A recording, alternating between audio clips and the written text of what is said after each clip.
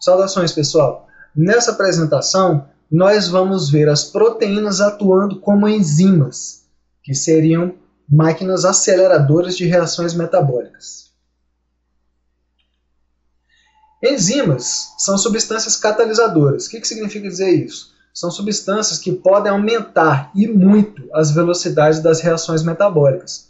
Algumas reações metabólicas, reações que acontecem no teu organismo, no organismo qualquer, elas ocorrem em centésimos de segundo, muitas vezes, às vezes até milésimos de segundo, porque são aceleradas. Sem a enzima, sem o catalisador, no ambiente, digamos assim, a mesma reação às vezes demora centenas de anos para acontecer. Então essas enzimas aceleram muito as reações metabólicas. As enzimas elas não são nem reagentes e nem produtos das reações químicas, são pura e simplesmente catalisadores. Praticamente todas as reações metabólicas, as reações que ocorrem em um organismo, são catalisadas por enzimas. Praticamente todas. E uma outra informação importante é a seguinte: nem todas as proteínas são enzimas. Várias proteínas são enzimas, mas nem todas. E nem todas as enzimas são proteínas. Algumas enzimas pertencem a outras classes de moléculas. Tem enzimas de RNA, por exemplo, as chamadas ribozimas. Bem, por que as enzimas conseguem aumentar as velocidades das reações químicas? Porque basicamente elas conseguem, são máquinas, que conseguem se ligar às substâncias que vão fazer parte como reagentes das reações químicas. Isso por causa da complementariedade de formas. Cada enzima proteica tem lá a sua estrutura terciária, ou seja, sua forma, e a sua forma, sua conformação, determina ou especifica a função dela. Então as enzimas, como proteínas, elas possuem locais que são chamados de centros ativos ou centros catalíticos, ou sítios ativos ou sítios catalíticos, enfim, um nome semelhante a esse, que na figura ao lado, da direita, está sendo indicado ali pelo círculo. Aquilo seria o centro ativo da enzima pepsina, que é essa enzima que está representada aí. Esses centros ativos são encaixes, não seria um encaixe perfeito, mas mesmo assim é um encaixe, onde pode se ligar uma determinada substância, que nós vamos chamar de substrato. O substrato e o encaixe apresentam uma certa complementariedade de forma. Substrato, então, é o quê? Substrato é a substância que vai sofrer a ação da enzima. Em resumo, substrato é reagente das reações químicas que as enzimas vão catalisar.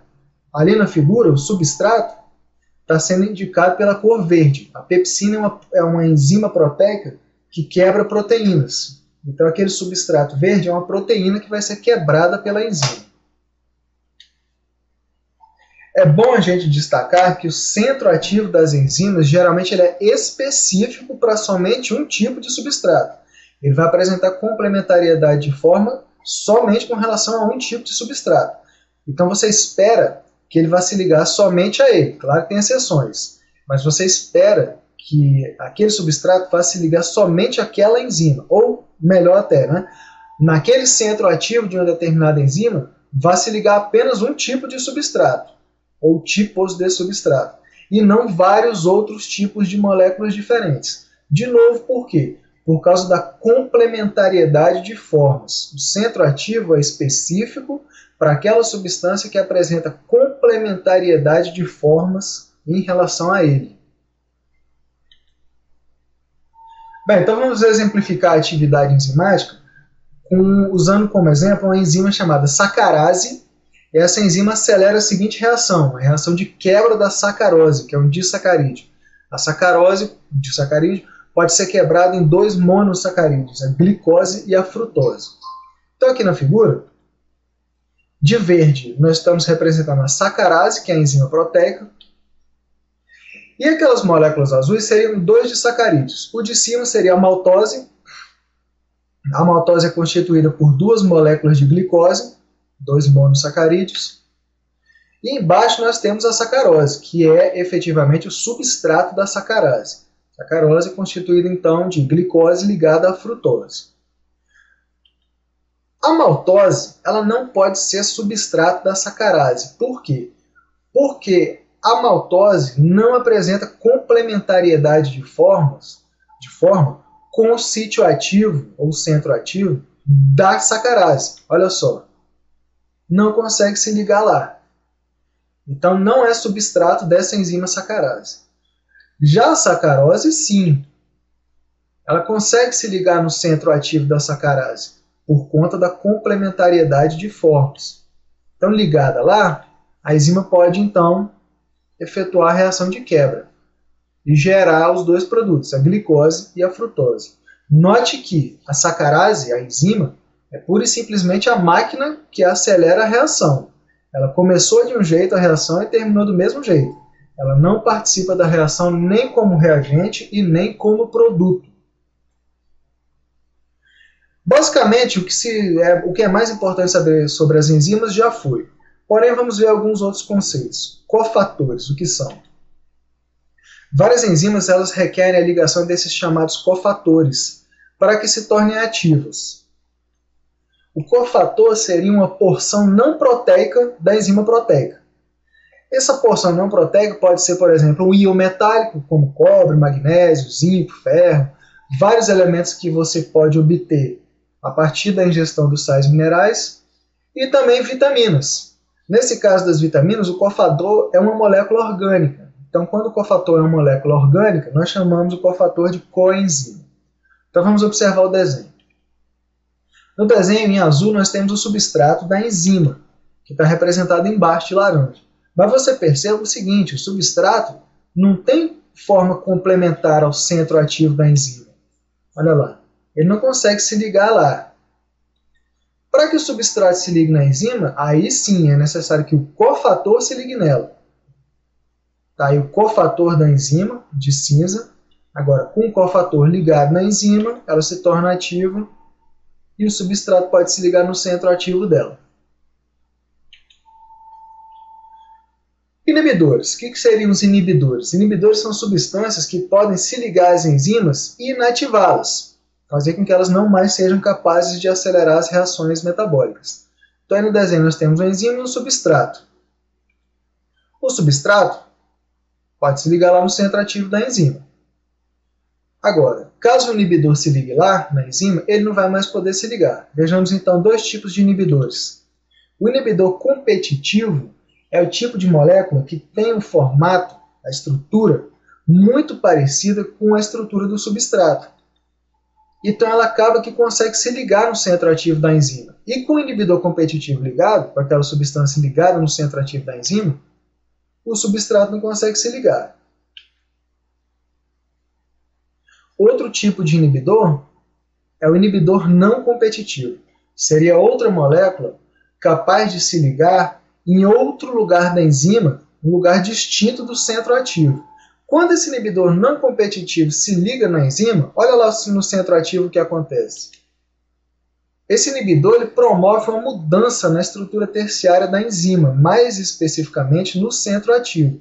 Então, modificando a estrutura do centro ativo, é perdida a complementariedade de formas entre ele e o substrato. Então, o substrato não pode mais se ligar. Existe inibição reversível e irreversível. A reversível é aquela na qual a enzima pode voltar a funcionar, pode voltar a ser ativa, pois o inibidor ele pode se desligar dela. Ele não se liga e cola para sempre na enzima.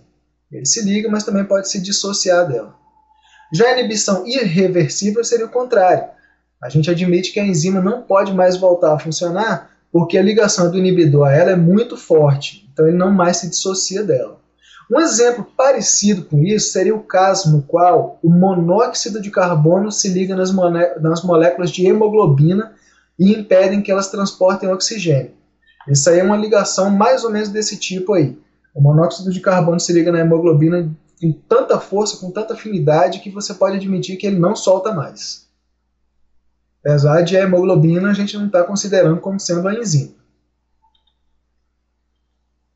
Alguns exemplos, então, seriam de drogas e venenos. Na verdade, vários medicamentos são inibidores de proteínas e de enzimas em geral, porque é mais fácil inibir uma proteína que está dando problema do que fazer com que outra funcione melhor, por exemplo. Então, por exemplo, íon cianeto, o CN-, são íons capazes de impedir o processo de respiração celular. O antibiótico penicilina, ele impede que bactérias produzam a parede celular delas. O medicamento aspirina, ele se liga no enzima que está envolvido no processo de inflamação, então o medicamento inibe o processo inflamatório, enfim, tem-se vários exemplos por aí. Lembrando algo que nós já vimos na aula de proteínas, alguns fatores são capazes de desnaturar uma proteína, ou seja, desenrolar a proteína e fazer com que ela perca a estrutura terciária, porque eles rompem as interações entre os aminoácidos. Seriam eles as altas temperaturas, altas concentrações de sais, grandes variações de pH e agitação. Esses fatores eles podem afetar a atividade enzimática. Então nós vamos exemplificar só com a temperatura e com a concentração e com variações na acidez do meio. A temperatura, você observa no gráfico à direita, que a temperaturas baixas, a atividade da enzima é baixa, porque o grau de agitação das partículas é menor. As partículas não estão se agitando tanto em temperaturas baixas. Agora, na medida em que você aumenta a temperatura do meio, a atividade da enzima vai aumentando, porque aumenta o grau de agitação das moléculas e isso faz com que aumente o número de colisões eficazes entre as moléculas, os reagentes, a enzima e tudo mais. Então, favorece a atividade enzimática, favorece o acontecimento da reação química que ela catalisa. Você vai aumentando a temperatura até que chega numa temperatura ótima para a atividade da enzima. Se você aumenta a temperatura a partir desse ponto, aí o meio já está esquentando demais. E aí a proteína, a enzima, começa a desnaturar. E se começa a desnaturar, começa a perder a função. Então o gráfico da temperatura e da atividade enzimática em função da temperatura é uma curva parecida com essa que eu desenhei. Desenhei na mão, então não ficou muito perfeito. Com relação a variações de pH, é mais ou menos a mesma coisa. Uma enzima do intestino, por exemplo, funciona melhor no pH intestinal, que é um pH alcalino, por volta de 8,5. Então, para cada enzima existe uma faixa de pH ótimo, como está sendo indicada pela seta amarela ali. Se você tornar o meio mais ácido ou mais alcalino, isso vai fazer com que a enzima desnature e perca a função também. Para terminar, se as enzimas são tão importantes, é claro que problemas genéticos com uma determinada enzima podem causar doenças sérias. Então, só para exemplificar a fenilcetonúria é uma doença na qual o indivíduo não consegue produzir uma enzima chamada de fenilalanina 4-monoxigenase. Essa enzima converte o aminoácido fenilalanina em outro aminoácido chamado de tirosina. Então, indivíduos que são acometidos por essa doença não podem ingerir a fenilalanina, esse aminoácido, em grandes quantidades, porque senão ela começa a se acumular, inclusive nos neurônios, e pode causar danos neurológicos. Então é isso aí, pessoal. Bons estudos e até a próxima.